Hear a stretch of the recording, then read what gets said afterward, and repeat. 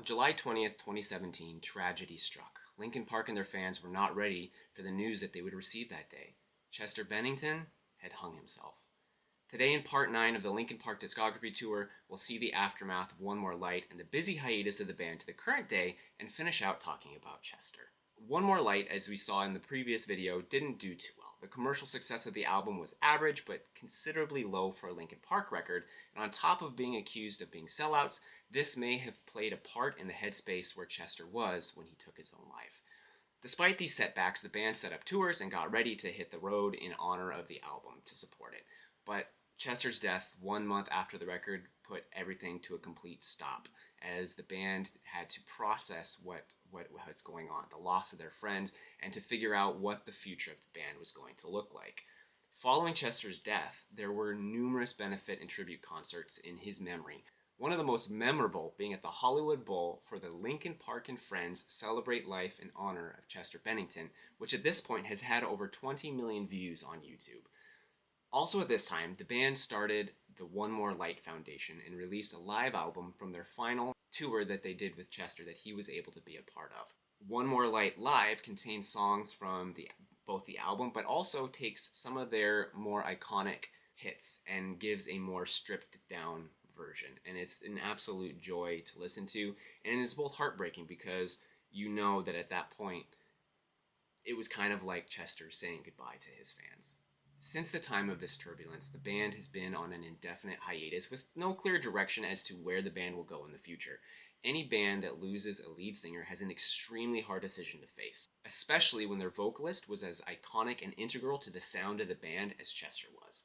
Very few people have been able to do that successfully, and the question remains for the fans, is this still the same band? Should they still be called by their name, or should they change it completely? It really depends on a band-to-band basis. Some bands have pulled it off really well, and some bands it just didn't work.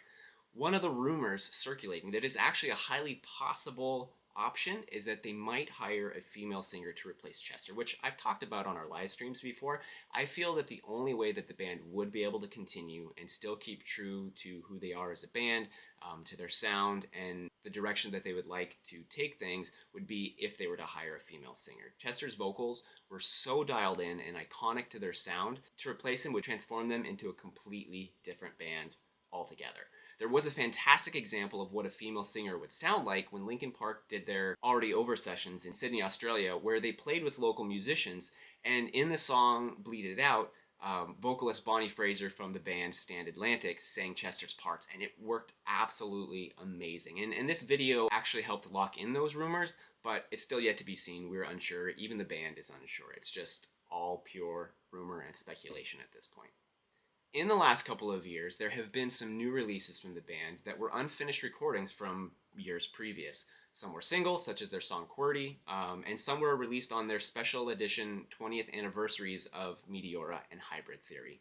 The most recent release was Paper Cuts, which was a greatest hits singles collection that included QWERTY, their song Lost, and their song Friendly Fire. These three were a part of previously unreleased tracks, and they were absolutely amazing. If you have time to go through it, there are hours of listening between the Paper Cuts album, the 20th anniversary of Hybrid Theory and Meteora, as well as demos from the band when they were known as Zero. Just to experience that history is worth listening to it. So if at some point you get a chance to do that, you should. So at this point, we wait to see what is next for the band because it is still unsure. So now let's backtrack for a minute and talk about the events surrounding Chester's death.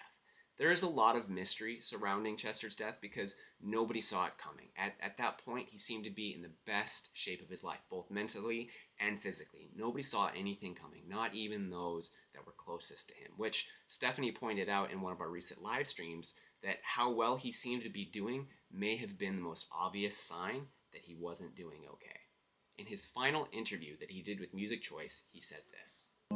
I know that for me, when I'm inside myself, when I'm in my own head, it gets this place right here, this skull between my ears, that is a bad neighborhood. And I should not be in there alone.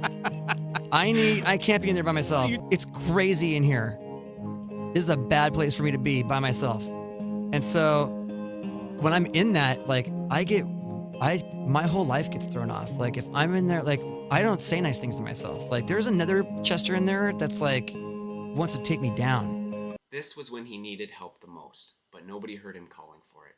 A few months previous, Chester was deeply affected by the death of Chris Cornell, who also hung himself 2 months previous on May 18th.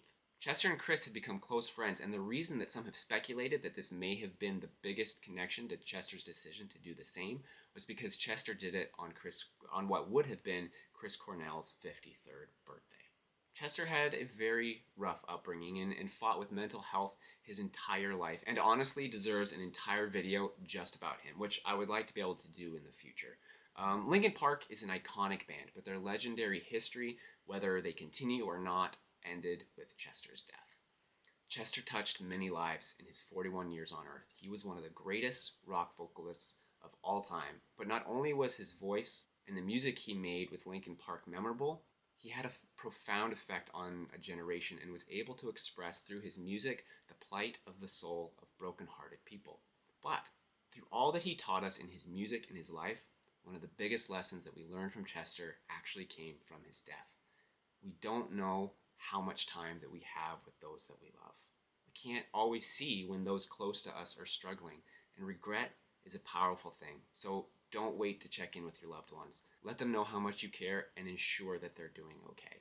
And if you are a person who is struggling, please reach out to somebody you trust or the many resources that are available to you.